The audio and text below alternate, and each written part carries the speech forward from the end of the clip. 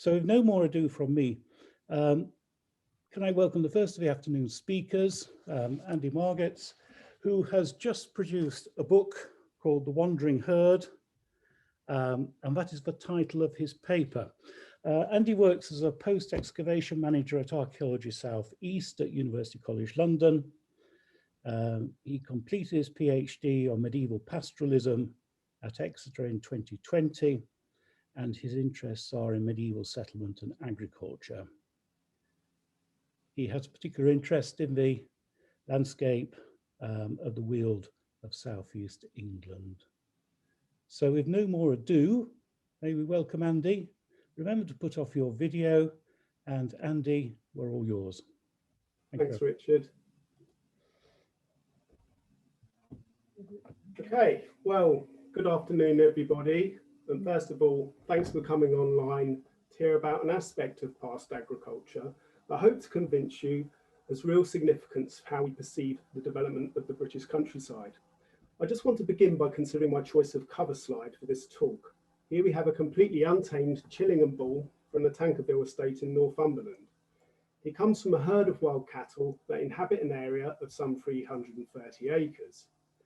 So what has this feral bull to do with the medieval cattle of the southeast?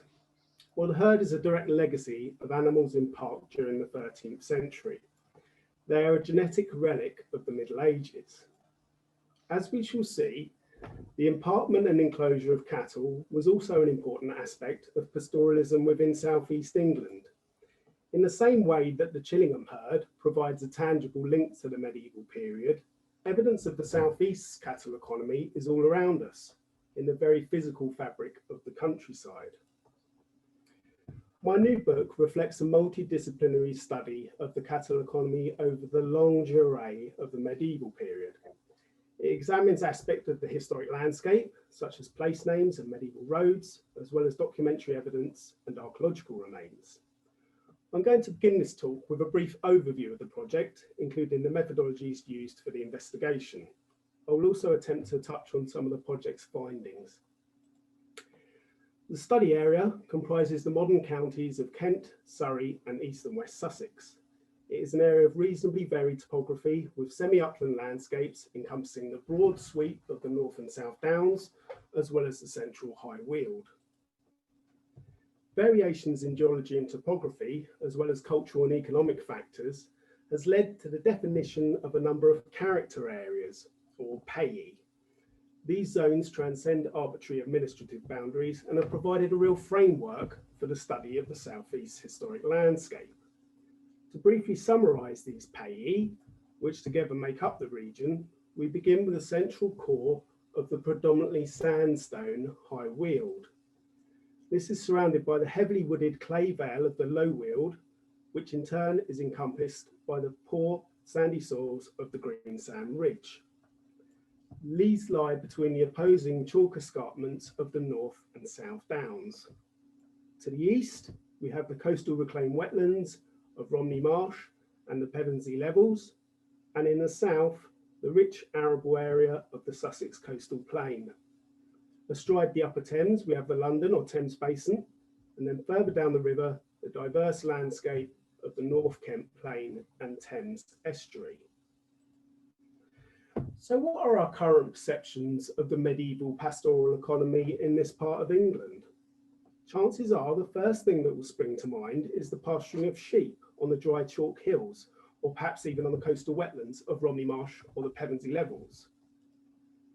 Or is it the seasonal pannage of pigs in the famous swine dens of the Kentish Weald and parts of Sussex? An aspect that might not be so apparent is the pasturing of cattle. But as I hope to show, these animals have played a fundamental role in the shaping of the region. Their influence extends throughout the medieval period and beyond. My work began with an exploration of the medieval historical and documentary evidence for the region. Now, this was not without problems. Domesday, for instance, makes little systematic reference to the livestock of Kent, Sussex and Surrey, apart from numbers of shepherds, plough oxen and swine renders. Now, this has had clear implications for how we view the pastoral economy of the area. There is also a marked discrepancy in the amount of information available for the early as opposed to high and late Middle Ages. And this is something that really varies geographically through time. Medieval documents were also found to be overwhelmingly focused on the arable districts of the region and those landscapes where the keeping of sheep for the later medieval wool trade was customary. Areas traditionally suited to the pasturing of cattle, such as the Weald and the North Downs, were landscapes of what we call secondary settlement, which did not receive anything like the same degree of documentation until the very end of the medieval period. Records are also heavily skewed towards seigneurial aspects of agriculture, although glimpses of peasants and their role in the cattle economy is achievable through texts such as customals. I then turn to the place names of Surrey and Sussex, exploring potential indicators of the cattle economy in relation to time factor and underlying environmental variables. No definitive place name society volume yet exists for Kent, so that area was excluded from this search. The place names of the region clearly reflect a pastoral model of settlement in which livestock regimes predominated. The most obvious toponymic indicators of the cattle economy are those place names that include elements in Old or Middle English, that mean bull, bullock, oxen, cow, calf, or the generic for cattle. This slide shows the major medieval place names of the southeast that include a cattle-related element. What is immediately clear from the distribution map is that cattle names occur in all but one payee of the two counties, Romney Marsh being the exception. At first glance, this does not seem to reflect staged processes of colonisation, nor geographical variations in livestock choice, for this general pattern is the norm for the entire medieval period. The only exceptions to this rule are that no cattle names are recorded on the North Downs of Surrey after 1086, and none are recorded prior to that date from the coastal marshes, South Downs, or coastal plain of Sussex. Amongst this set of names are some really interesting examples, such as Rotherfield, open land of the cattle, or Kema, the cow's mere. I just want to pause and examine the example of Cowshot Manor in the Thames basin of Surrey. Cowshot is located in an area of extensive heathland, and historic mapping has shown it to be surrounded by an oval or arc-shaped enclosure separating it from the open heath beyond. Now you have to forgive my pronunciation of Old English. Cowshot is named Cushitshagen in a 7th century charter. The name element Hagen or Hagen means an enclosure, and it's part of a number of related words pertaining to enclosures, fences and hedges. Cowshot Manor, it seems, comprised an enclosure in a landscape of open pasture, for it's connected with the nearby cattle name of Cow Moor, moor being the same early medieval element as that discussed by Susan Kilby a couple of weeks ago. This is mentioned in the same 7th century charter.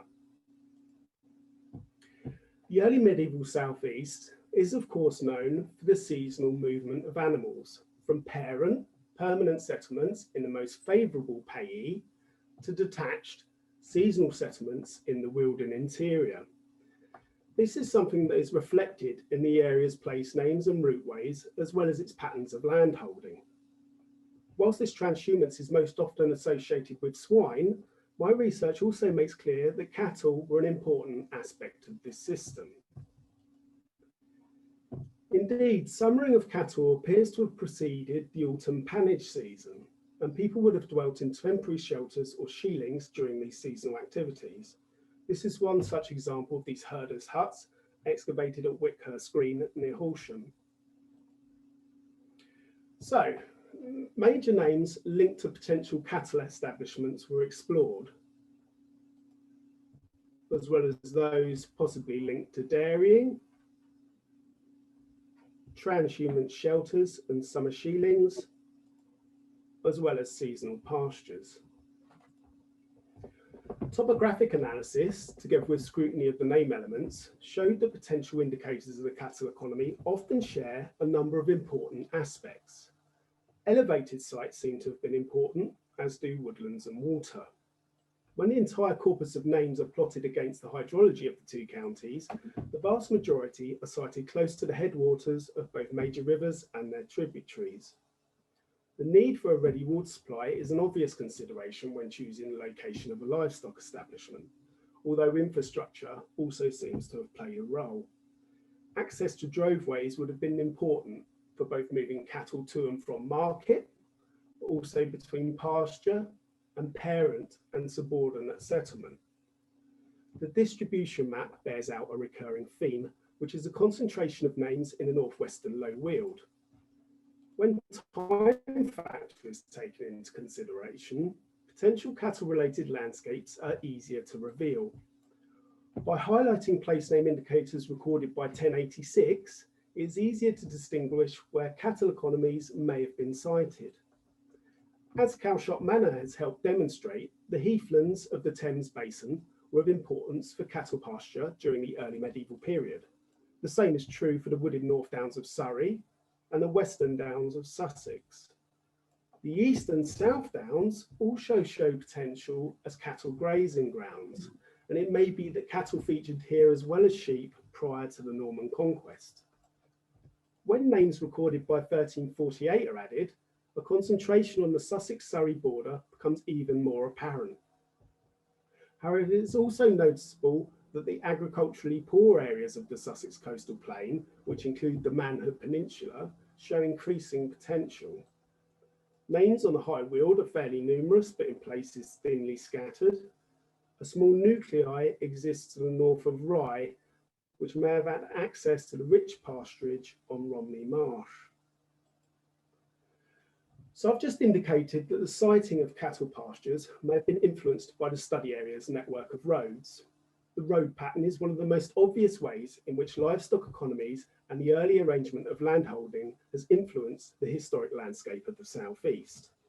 Study of the patterns of old droveways in Kent, Sussex and Surrey has shown that they came to reflect the early medieval system of parent and outlying settlements, linked via transhumance. For an in-depth examination of the area's historic routeways, a transect study area was imposed. A staged, retrogressive process was then followed so as to recreate the historic road pattern and examine routeways in relation to underlying environmental factors. The roads were examined in relation to potential grazing grounds, including common that survived into historic cartography, as well as areas of forest and chase. The transect was found to comprise of a number of character areas with distinctive road patterns influenced by topography and hydrology, as well as land use. In a relatively short distance, road networks could change from regular patterns of parallel routes bounding coaxial fields to irregular, more roughly organised patterns that bounded polygonal or suboval intervening spaces. These were often filled with asphalt fields that look to have developed in a more organic way. Local choices in land management and resource exploitation partially account for these contrasts and contribute to the variety and beauty of the southeast's countryside. The regular pattern of parallel roads encountered within much of the low weald, the scarp foot of the South Downs and parts of the coastal plain may reflect a degree of planning, or at least the negotiation of boundaries between communities. The area occupied by the concentration of potential cattle-related place names on the Sussex-Surrey border is an area characterised by a more irregular pattern, rising topography, access to commons, as well as extensive grazing provided by forest and chase.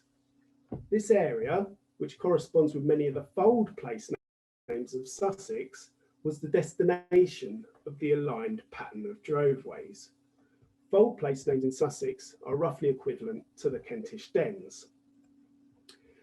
This area has also been noted by Mark Gardner and Diana Chatwin to be associated with a distinctive set of oval enclosures.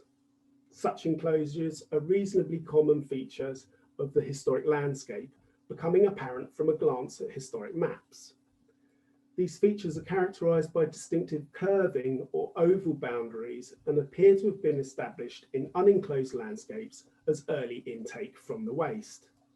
They are notable for their distinction from the more widespread methods of enclosure found within the surrounding landscape and often appear to predate the formation of the neighbouring countryside.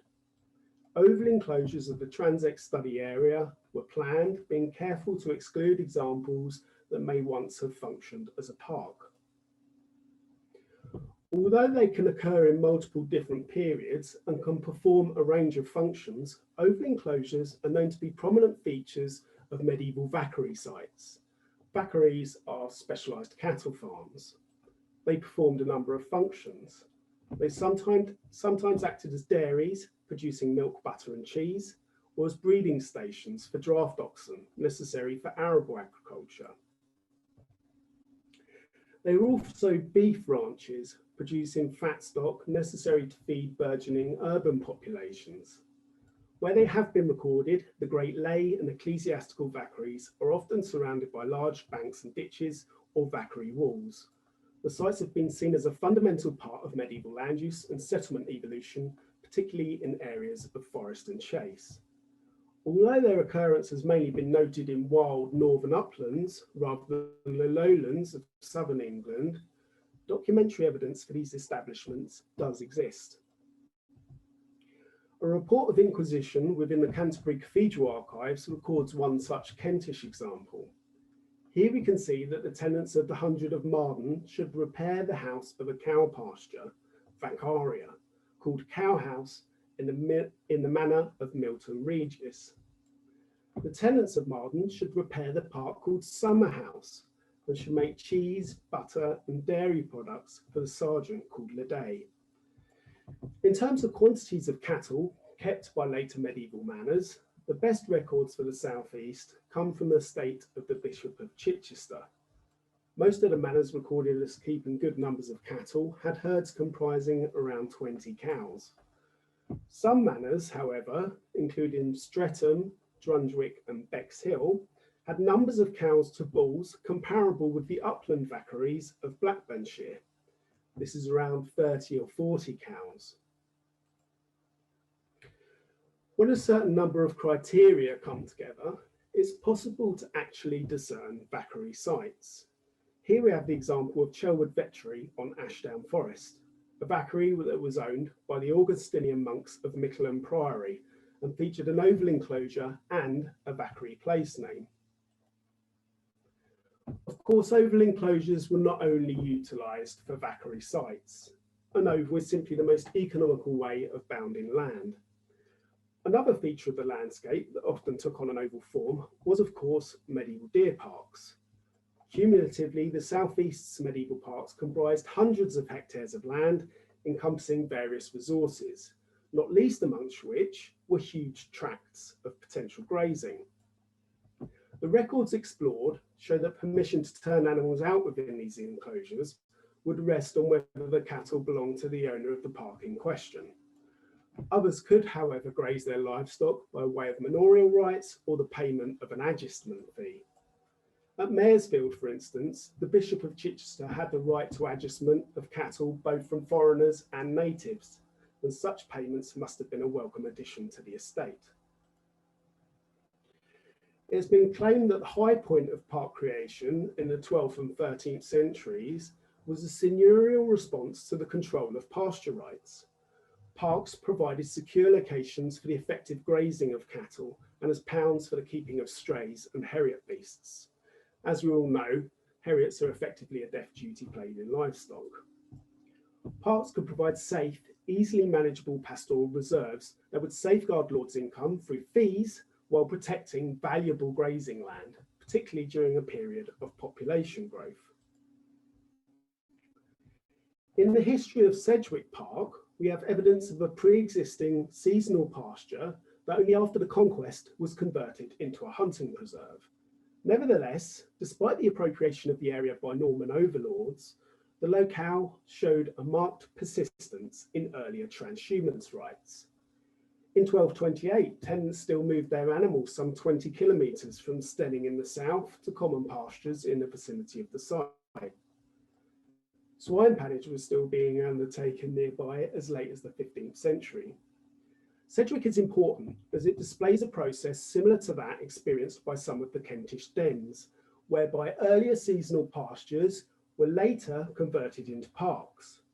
Such an example is provided by the 1285 record of the Abbot of Battle's conversion of the Den of Angley into a deer park. It's tempting to suggest that pre-existing oval enclosures may have helped facilitate these moves by providing an already ring-fenced area of land. At the Vatry on the Sussex-Surrey border, a different process was apparent, one where a Wealden cattle enterprise was only later converted into a hunting park for deer.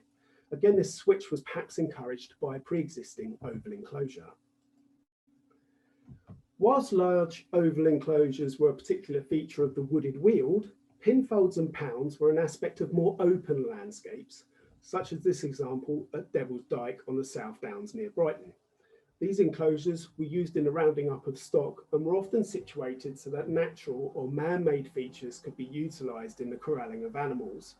In this case, animals would have been driven down the narrow confines of the steep chalk coombe. Many were probably related to later medieval sheep husbandry, but some, such as this example near Oxbow Bottom, East Sussex, were demonstrated to be the product of early medieval cattle husbandry.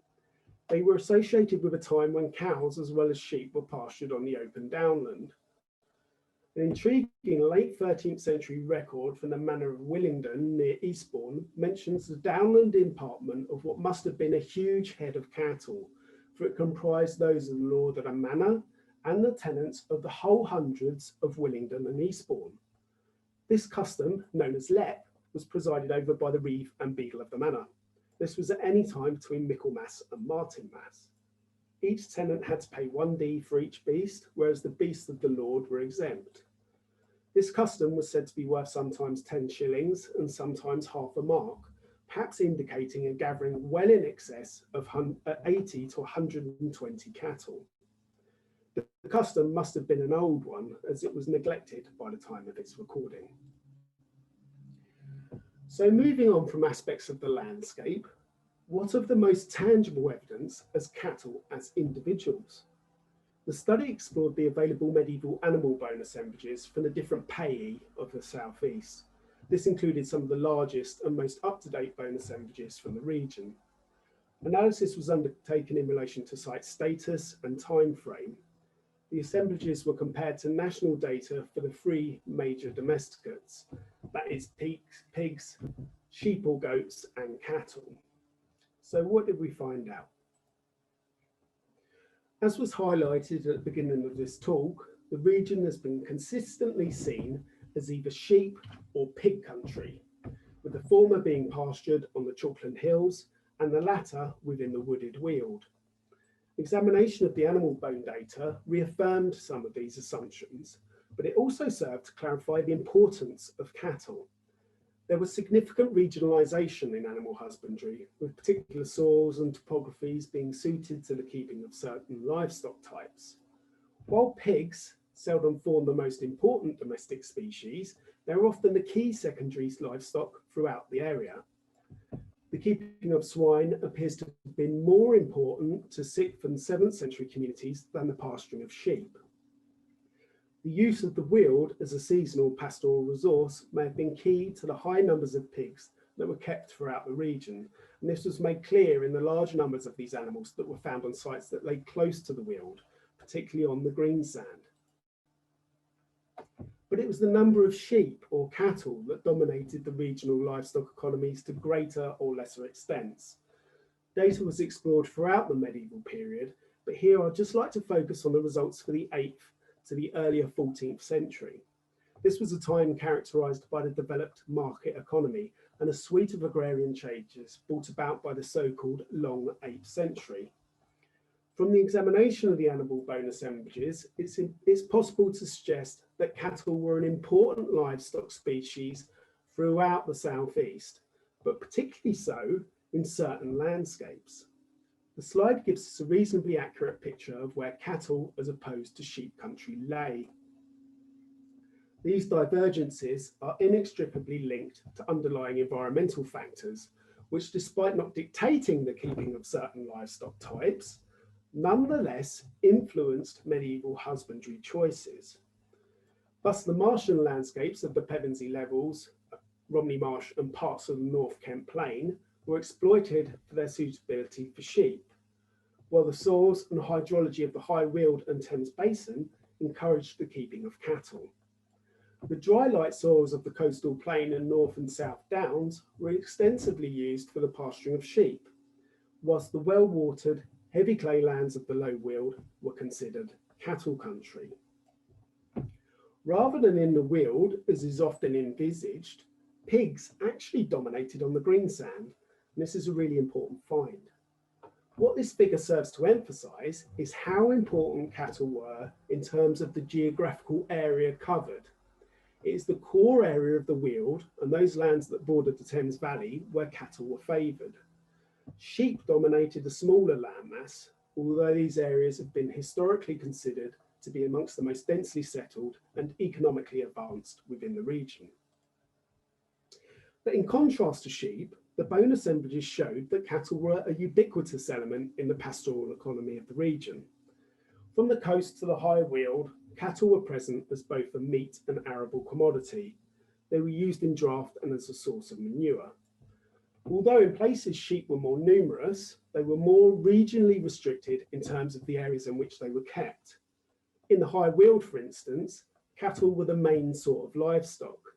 Sheep were only pastured in certain localised areas and then only in very small numbers.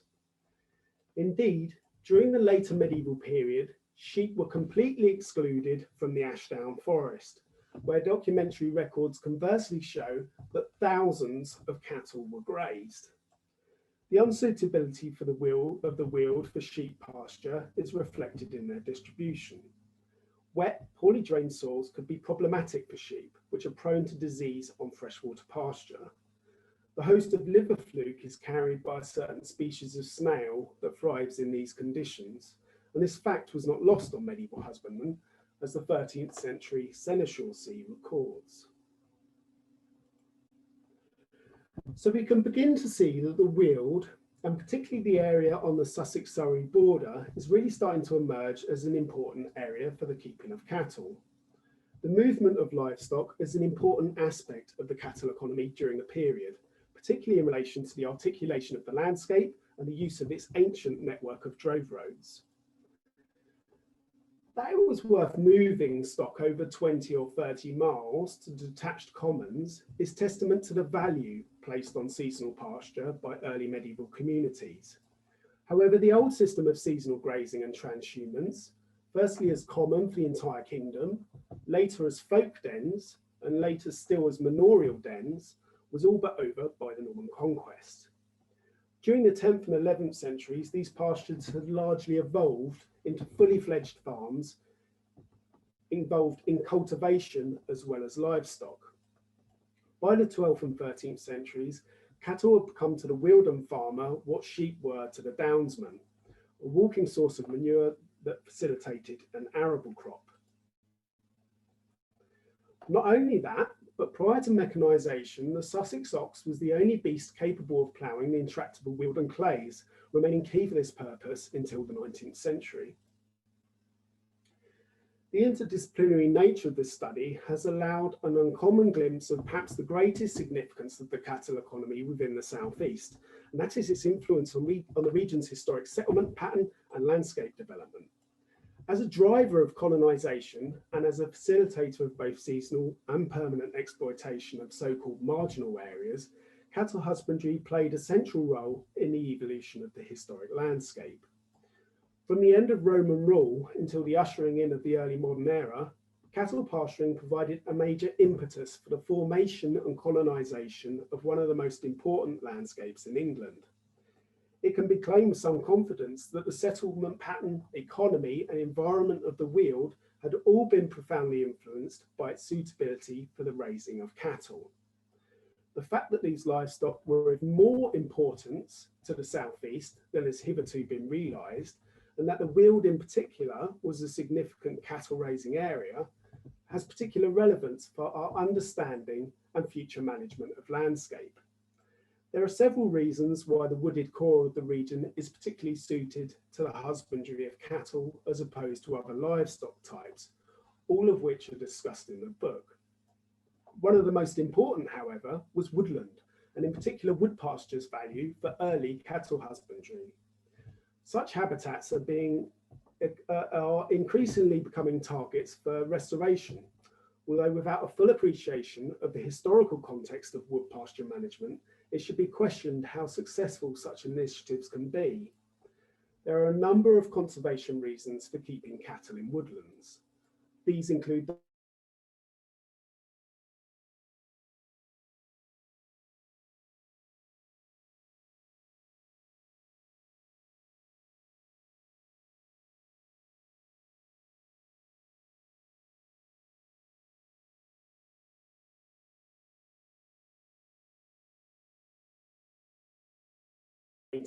as potential health benefits for cattle, something that can possibly be traced in the carving and vigour of the free grazing longhorns of the Knepp estate.